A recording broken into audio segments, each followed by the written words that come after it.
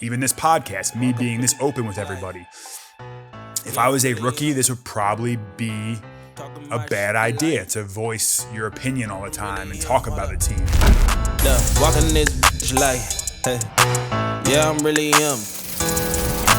Talking my shit like, hey. What's going on, guys? Welcome back to NetWorth. I am your host, Justin Pugh. We are going on 16 episodes strong. We've added 230 new subscribers this week. It was our best video of all time last week, which makes me ask the question, why you guys like when I fail so much? I get the drama is what brings people in, but we're still on our goal to 2,000 subscribers. Help get us there. A lot more drama this week, so I'm sure you guys will love this episode. A lot to dive into.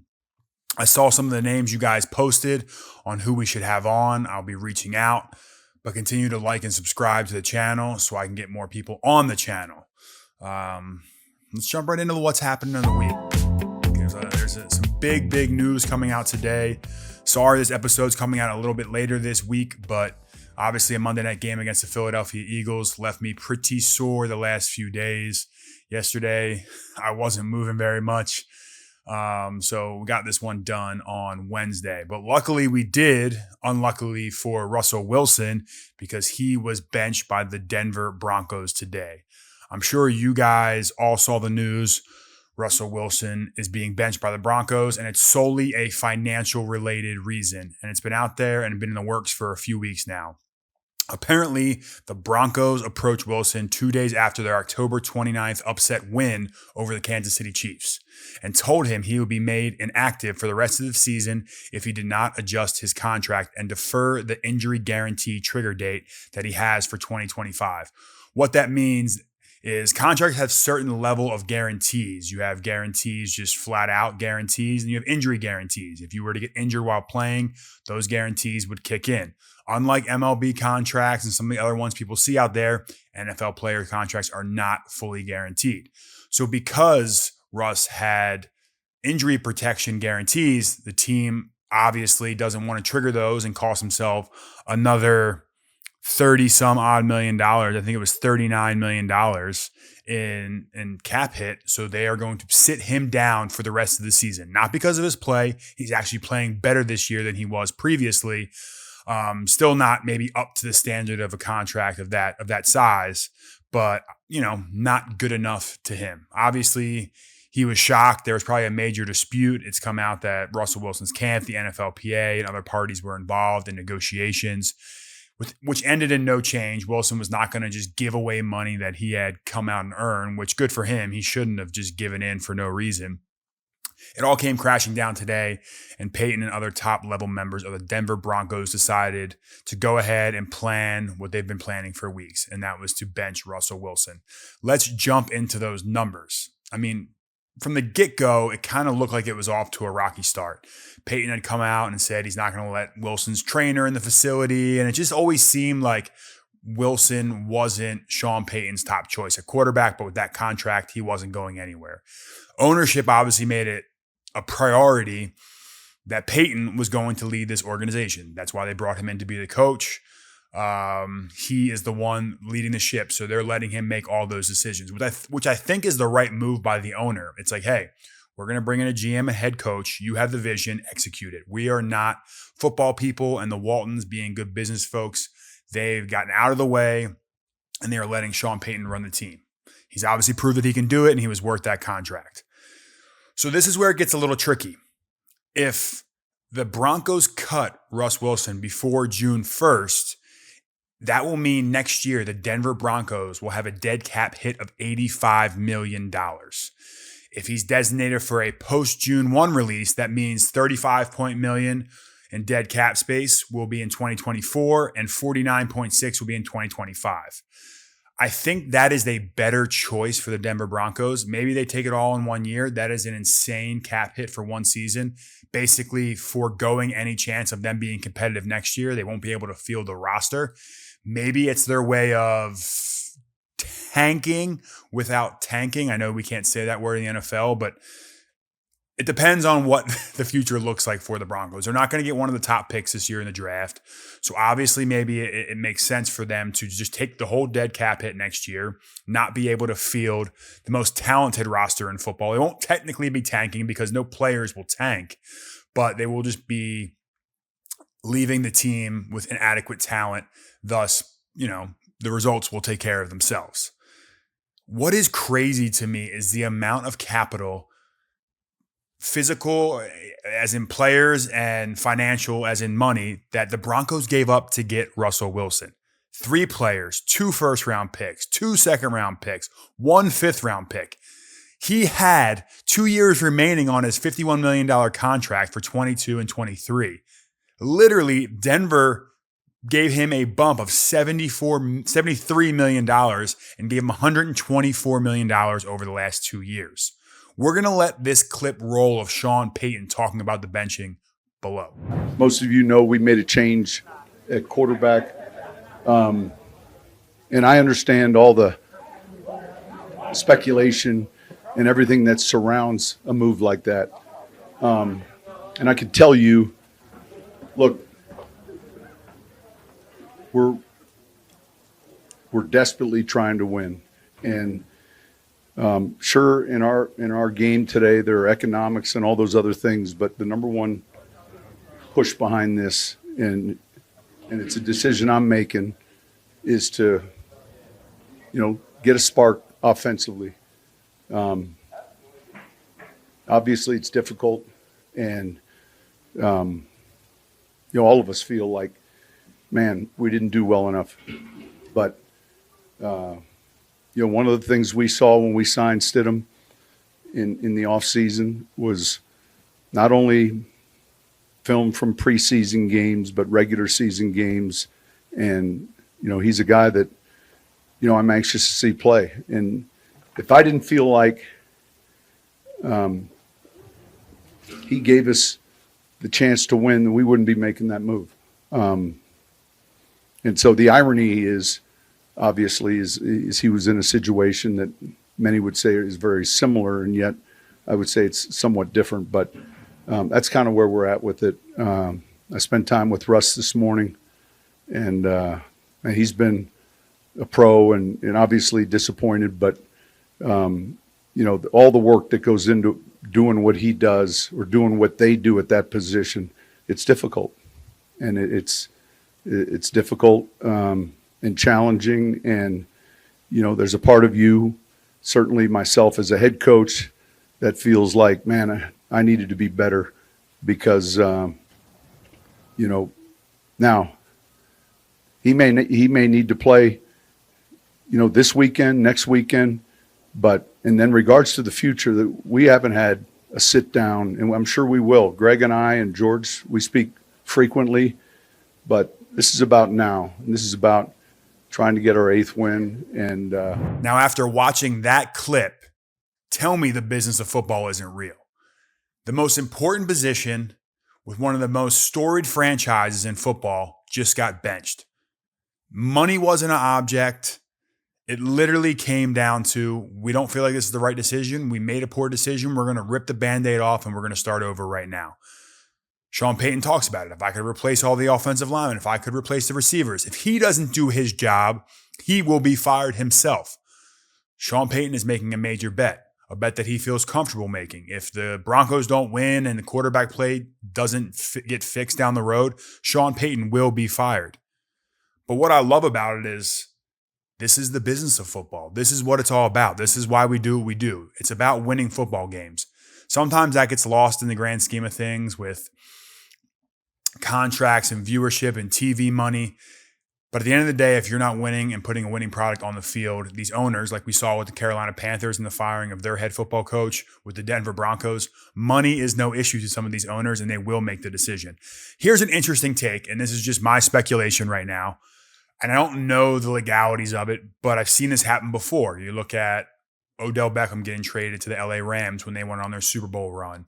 Von Miller traded to the Rams when they went on the Super Bowl run. And the team that traded them took on most of that contract. Maybe there is a team out there that is willing to take Russ Wilson and half of the contract or a portion of the contract And the team that I'm eyeing, the Atlanta Falcons. Great defense, great run game, two of the best young guards in the NFL, great franchise left tackle. I think they are one of the, you have Pitts, you have Drake London, all the pieces are there. They've been struggling to find a quarterback. What else does it fit?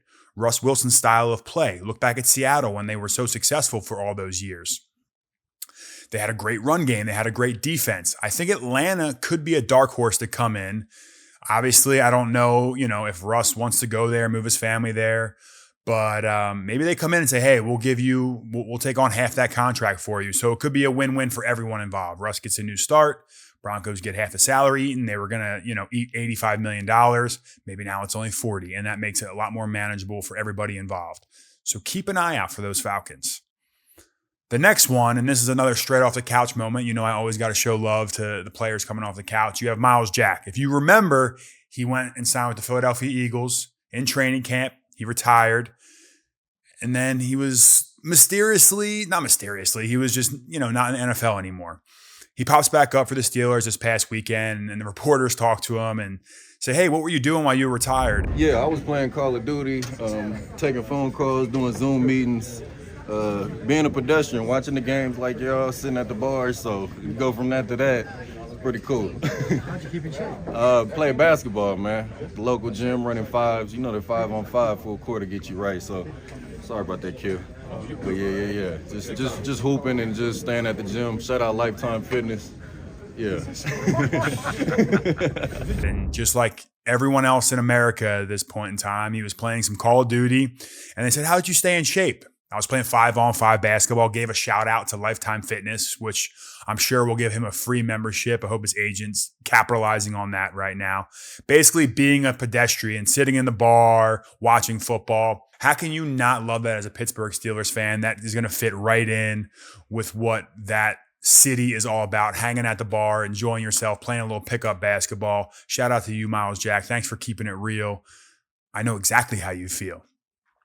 The next one is about a suspension in the league. Obviously, there's been some news coming out about Jaire Alexander of the Green Bay Packers. Had some all-time quotes about him going out for the coin toss. He went out for the coin toss. As you guys know, the team elects certain players to go out for the coin toss. Jaire wasn't elected, but went out anyways. He's from Carolina. He decided he was going to go out, and he made the right call. He won the toss and then said they want to put the defense out, which if you've ever been out for a coin toss, you know that you have to defer, and he almost botched the whole situation. So clearly there's been some things happening before. If you've seen any of his other interviews, it's not the typical year for the Packers. I think Jaire's had some injury problems. Clearly there's more to the story. You don't just suspend a guy for doing one thing like that. If he's a leader on your team, he probably would have been out there anyways as a captain. But it just goes to show that the NFL and the players in the NFL are unique, go through certain scenarios, but at the end of the day, the locker room is the most important thing. You have to protect the locker room.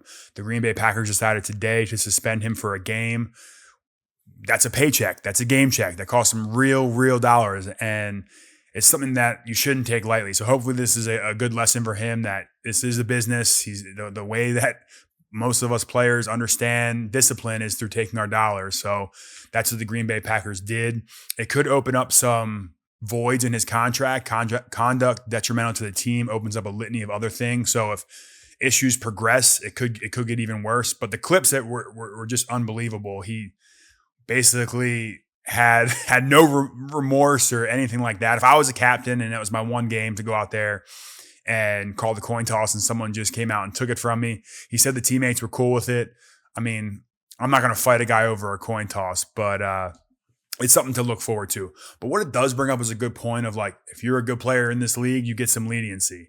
So we saw in Dallas today, a player got released for getting caught with had a marijuana possession. In this country now, I think it's legal in most states, but he wasn't a star player for Dallas. If he was a starting linebacker or starting defensive end or Dak Prescott, he would not have gotten suspended. You have something like Jaire Alexander having some conduct detrimental to the team, getting suspended for one game. It brings me back to a point that I've seen throughout my career, and I'm not comparing the situations at all, but it just brings me back to, if you make plays, you have a lot more leniency. If you don't make plays and you're a fringe player, you have a zero mistake, zero mess up clause. And if you do one thing wrong, you are out the door. You can look across the league. You can see issues guys have run into and they're brought back to their teams. And then you can see guys get taken out right away. So you always have to know where you stand. And that's something a strength coach told me, and with the Buffalo Bills now, Hal Luther told me, you don't have to like your role, you just have to know your role. And I encourage everyone out there on the team to know your role, know where you're at on the roster, know what you can get away with, what you can't. Even this podcast, me being this open with everybody. If I was a rookie, this would probably be a bad idea to voice your opinion all the time and talk about the team. I'm in year 11. I know this, my career's coming to an end. I'm allowed to be a little more, I'll get a little more leniency when I do something like this. Not that guys can't do their own podcast, just some of the things you say, you have to be very careful with. Next up, and this is kind of harps on what we talked about last week, we finally found a corner for the all-white football game. The Dolphins elevated Ethan Bonner over the weekend to play against the Cowboys. I really think this was a social media play, but not just a social media. The kid can obviously play, but it was made a headline because of the whole back and forth last week, and finally a guy pops up. So the Dolphins clearly know what they're doing. They made sure they put his picture on the cover to add the fuel to the fire, which just kind of just rekindles that flame. And the last thing I want to talk about is the NFL has officially taken over every major holiday. We took over Thanksgiving. We've always had Thanksgiving. We took over Black Friday. We took over Christmas now. And we have the stats to back it up. 29.2 million people watched the regular season NFL Christmas Day Raiders-Chiefs game. That's more people than have watched every NBA game but one in the entire 21st century. That is wild. NBA, we love you. You guys are doing a great job. You're just not on the level of the NFL.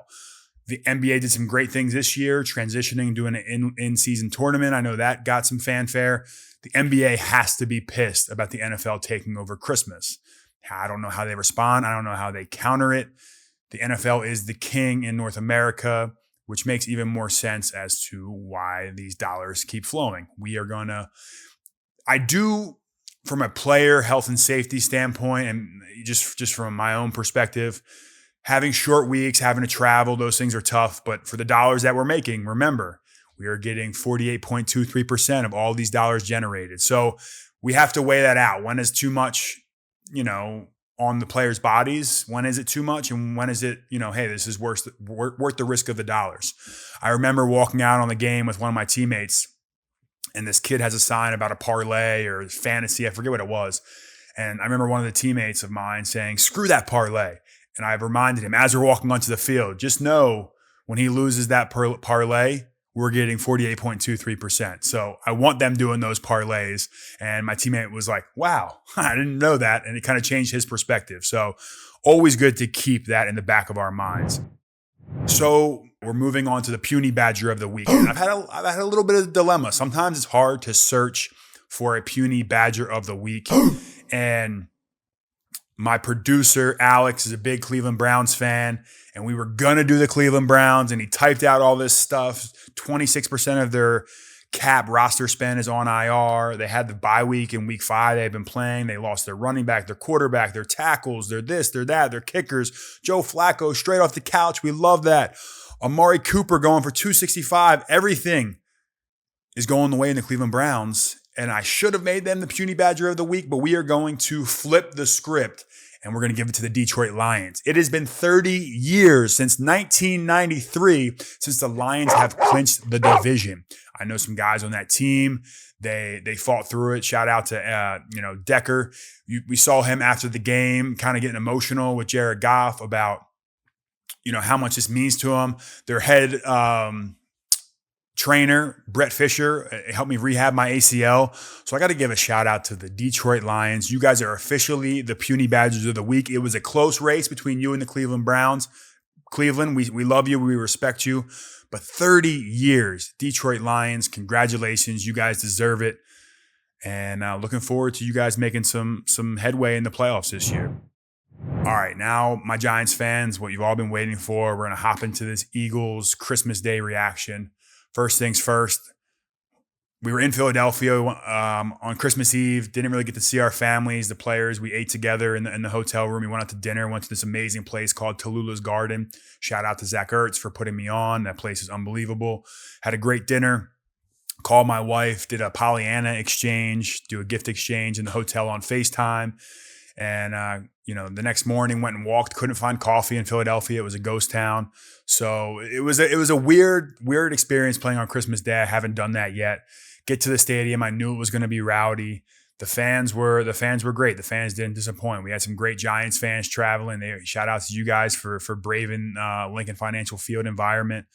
And the game obviously didn't go the way we wanted it to. We let them get out to a fast start, 3 and out, punt return, almost all the way down, and they go in and score and go up. And it's looking like Philly's about to get out and just blow us out of the water. And the one thing I am super proud of, and I will hang my hat on, is the team fought. We fought. It doesn't matter who was out there. Obviously, the quarterback situation took place, which is going to be, huge news. I couldn't be more proud of how Tommy DeVito handled that. People are going to love you on the way up and hate you on the way down. I'll say this, Tommy, you have gained everyone's respect in that locker room. Not only by the way you played, the way you handle yourself. Super proud of you. Tyrod came in the second half, and we got a fumble right away, scored quickly, and started to put a little pressure on the Eagles. And it was a battle. I can tell you, based on how my body's feeling today and yesterday, it was a physical battle. I'm going against Jordan Davis and Jalen Carter and Brandon Graham and all these great D linemen.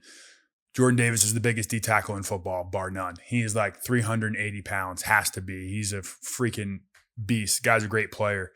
And then, our defense makes an unbelievable pick six. We had a chance to drive down there. I know the officiating, people are talking about that. I'm not going to get fined, so I'm not talking about it. I'm sure they're going to come out and talk about the officiating this week at some point. But it was tough. We battled down to the wire. We had a chance to not win. We had a chance to tie there at the end, and we didn't get it done. And there's nothing more I wanted than to get a Giants victory on Christmas in Philadelphia. But the one thing I will take, because you have to take something from every loss or win, is the way we competed, the way we fought. And that's something that I came back for. It's one of the reasons I came back is to fight for this organization, to continue to improve. Obviously, it's not going the way we want. And personally, it's not always going to go the way you want. Last week against New Orleans, had a rough game, had a couple sacks. This game played better, still not my best. Needed to do a better job finishing in the run game. I was super close to help them pop some of those runs, and they made some plays. But we went out and battled. Obviously got into a little scuffle. It seems like I keep getting into these scuffles, but I will always protect my quarterback no matter what. And that's something that I've always done. So if guys are going to take shots, just know we're going to be right there, and we're going to have a conversation about it. So with that being said, we're moving on. 24 hours, we wipe it. We move on to the next one. We have the LA Rams coming to town. I've talked about this before. Aaron Donald coming to town with the LA Rams. The Rams offense is one of the best in the league. We know that, but the team runs through Aaron Donald. He's the best player on the team. He's probably the best defensive tackle of all time. Him and Lawrence Taylor will go down as two of the best defenders to ever change the game. So I'm appreciative to Aaron Donald because he helps guards make more money. It's part of the reason why the Arizona Cardinals paid me to go out there and deal with him twice a year. And in the playoffs, he's a great player. There is no debating that. And we have our work cut out for us this week. So I'm looking forward to that game, getting back into MetLife. Our last 2 games of the season are at home. There isn't a better way to draw up the end of the season for me personally than to do it in front of all of our friends, family, fans, and do it in New York City. So keep sticking with us, guys. You guys, I see all the comments. I appreciate all the support. We're going to keep battling this thing out. I hope you guys had a happy holiday and continue to have happy holidays into the new year. It is going to be an amazing end to 2023 and a great start to 2024. We appreciate all the support on the channel. Like I said before, like, subscribe, do all the things you need to do to help me out. And we will see you guys at MetLife on Sunday. Take care. Really him, don't believe me, come and see me. Got 3 wishes from my genie. Now I'm on your local TV. Y'all on tour, got demons. Say she wanna come and see me when I'm in a local city. I'm like, pause though, please step aside so they can see me. And I walk up in this light. Yeah, I'm really him. Talking my shit like I'm really am on God. Walk up in this like, yeah, I'm really am.